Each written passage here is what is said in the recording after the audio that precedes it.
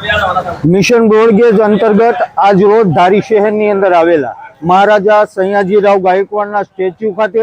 Doctor Baba Saheb આંબેડકરના statue ખાતે તેમજ સરદાર વલ્લભભાઈ પટેલના સ્ટેચ્યુ ખાતે જ્યારે ધારી પત્રકાર સંઘે જે જનજાગૃતિ કાર્યક્રમ રાખેલો છે, આ કાર્યક્રમની અંદર મોટી સંખ્યામાં જાગૃત આગેવાનો, રાજકીય આગેવાનો, ચૂંટાયેલા પ્રતિનિધિઓ, સામાજિક સંસ્થાઓએ આ કાર્યક્રમમાં ભાગ લીધેલો હતો અને સફળ બનાવવા માટે ધારી પત્રકાર સંઘની સાથે તેઓ હંમેશા સમર્થન આપી પણ રહેલા છે નહીં, પરંતુ એક બિન રાજકીય અભિયાન જે ચાલી રહેલું છે એની અંદર સરકાર સત્તાની પાસેથી અમે આશા અને અપેક્ષા રાખીએ છીએ કે ધારી શહેરને વહેલામાં વહેલી તકે બ્રોડગેજ સુવિધા આપવામાં આવે।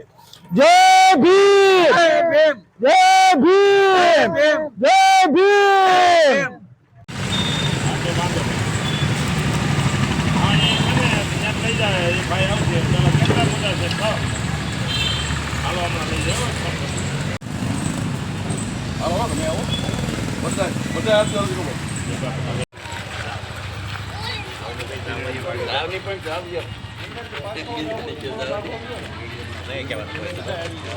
રોજ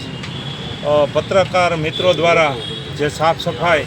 અંતર્ગત જે ધારીને બ્રોડગેજ મળે એની માટે આ લોકો ખૂબ મહેનત કરી રહ્યા છે, ત્યારે અમે જનતા પણ આ લોકોનો સાથ અને સહકાર આપી રહ્યા છીએ અને આ એટલું બધું અઘરું મિશન છે છતાં પણ અમને પત્રકાર મિત્રોએ આ ઉપાડ્યું છે અને અમે એવું માનીએ છીએ કે આ કાર્યક્રમ 100% સફળ થાય અને આ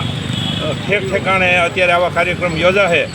નબાપરામાં એ અત્યારે સરદાર પટેલના સ્ટેચ્યુનું પેલું સાફ સફાઈ કરી અને કરવાનું છે, આંબેડકર સાહેબને પણ સ્ટેચ્યુ સાફ સફાઈ કરી અને ત્યાં પણ હારતોરા કરવાના છે અને